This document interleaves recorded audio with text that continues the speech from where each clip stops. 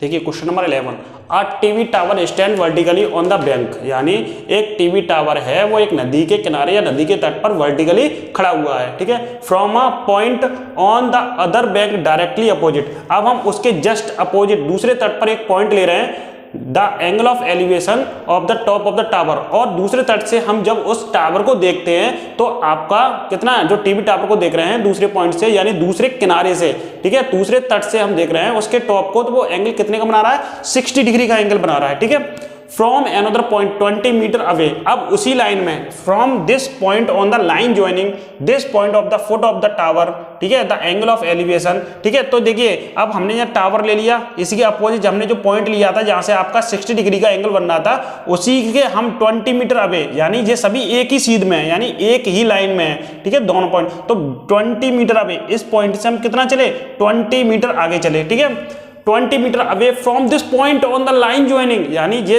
एक ही लाइन में आ रहे हैं तीनों, on this point on foot of the tower, यानी foot of the tower, tower और ये आपका जो मैंने एक पॉइंट बताया था जहां से आपका 60 डिग्री का एंगल बनना है, और ये 20 मीटर दूरी वाला पॉइंट, सभी ये तीनों क्या है, एक ही लाइन में है। The angle of elevation the top of the tower is 30 degree. तो हम जहां जिससे 20 मीटर दूरी पे चले थे उस बिंदु से उसका जो एंगल बनना है वो कितना बनेगा, एंगल ऑफ एलिवेशन 30 डिग्री है। Find the height of the tower and the width of the canal, तो यहाँ आपको वो जो टावर की है उसकी फाइंड वो बतानी है, हाइट और उसकी नदी की चौड़ाई बतानी है, ठीक है, वो कितनी होगी। तो देखिए यहाँ पर सबसे पहले फिगर तो आपका वैसे इसमें बुक में दिया हुआ है, तब भी देख लीजिए। देखिए ये आपका कोई टावर हो गया, ठीक है, देखिए ये टावर हो गया, ठीक है, ये आपकी कोई नदी हो गई, ठीक है, नदी से अपोजिट ये एक तट हो गया, दूसरा तट इसके अपोजिट बताया था, जस्ट अपोजिट, ठीक है, जस्ट अपोजिट ये हो गया, जहां से वो इस बिंदु को देख रहा है, इस टावर के टॉप को देख रहा है, तो उस कंडीशन में आपका जो एंगल बनना है वो कितना बनना है, 60 डिग्री, ठीक है। अब वो ये कह रहा है कि इसी पॉइंट यानी फुट ऑफ द टावर और ये वाला पॉइंट और ये तीनों लाइन एक ही ज्वाइन कर रहे हैं, मतलब एक ही लाइन को ज्वाइन कर रहे हैं, ठीक है, सेम। तो यहां से ये पॉइंट की दूरी कितनी है, वो 20 मीटर दूरी कवर कर रहा है यहाँ से, ठीक है, 20 मीटर दूरी पर अवे फ्रॉम द पॉइंट, यानी इस पॉइंट से 20 मीटर दूर गया, और यहां से वो क्या देख रहा है, उसी टावर के टॉप को देख रहा है, ठीक है। तो जो एंगल बनना है वो कितना बनना है, यहाँ पर 30 डिग्री बनना है, वो एंगल कितना बता रहा है, वो 30 डिग्री, ठीक है। अब वो ये 30 डिग्री बता रहा है एंगल। अब मान लीजिए ये आपका एक तट ये हो गया, ये तट हो गया, तो बीच में क्या हो गई आपकी नदी, नदी की चौड़ाई मान ली हमने x, ठीक है, क्या मान ली हमने x, ठीक है, और हाइट ऑफ द टावर मान ली हमने h, क्लियर, ठीक है। अब यहां नाम दे दीजिए A, B, C और D, ठीक है। अब देखिए यहां पर हमें क्या फाइंड करना है, x की वैल्यू फाइंड करनी है और h यानी height of the tower and जो आपकी विड्थ ऑफ द कैनल, यानी आपको नदी की चौड़ाई फाइंड करनी है। अब देखिए यहां पर सबसे पहले हम क्या लेंगे, एंगल आप लेंगे इन ट्रायंगल ABC, तो आपका ABC ट्रायंगल ABC हो गया, ठीक है। तो ट्रायंगल ABC में जो आपका क्या हो गया, ये आपका बेस हो गया, ये आपकी हाइट हो गई, ठीक है। तो tan 60 इक्वल टू क्या हो जाएगा, tan 60, तो tan 60 इक्वल टू आपका होगा AB अपॉन क्या होगा, AB अपॉन BC।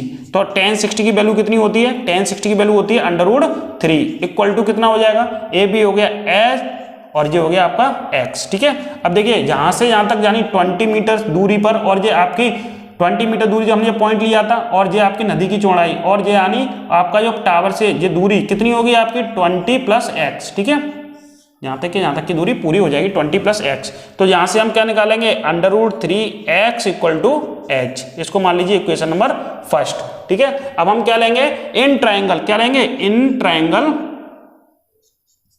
AB और ये D, तो इन ट्रायंगल ABD, तो ये आपका एंगल है आपका tan 30 डिग्री, तो tan 30 डिग्री इक्वल टू क्या हो जाएगा, H अपॉन 20 + x, ठीक है। तो यहां पर tan 30 की वैल्यू कितनी होती है, 1/√3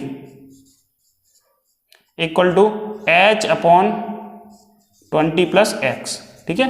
अब यहां से आप क्रॉस मल्टीप्लाई कर दीजिए, तो √3h इक्वल टू 20 + x, ठीक है।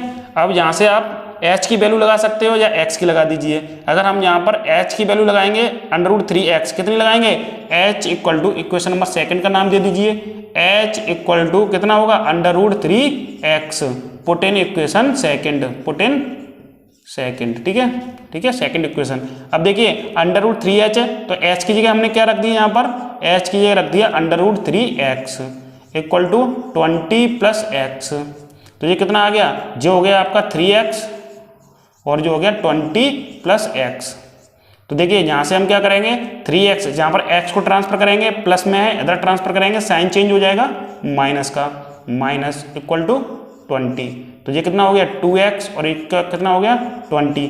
2 के टेबल से हम इसे कट करेंगे तो कितने टाइम से आएगा, 2 के टेबल से कट करेंगे तो 10 टाइम से आएगा। तो x इक्वल टू कितना आ गया 10 मीटर। ठीक है, x की वैल्यू कितनी आ गई 10 मीटर। अभी हम बताएंगे क्या निकला हुआ है x। ठीक है, तो देखिए अब हम वैल्यू पुट कर देंगे, यहाँ पर क्या निकला हुआ है h इक्वल टू क्या था आपका, h इक्वल टू है आपका √3x। x की वैल्यू कितनी आई है आपकी 10, तो h इक्वल टू कितना हो जाएगा √3 × 10। तो h आपकी h आ गई, h इक्वल टू 10√3 मीटर। ठीक है, अब देखिए इसमें क्वेश्चन में पूछा क्या था, तो नदी की चौड़ाई। तो यहाँ पर आपकी विड्थ ऑफ द कैनाल क्या होगी आपके, तो दो आपके आंसर निकलेंगे। पहला हो गया आपका width of equal to 10 metre और height of the tower, height of the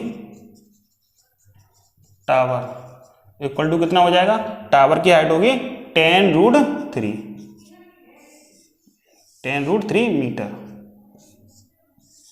ठीक है,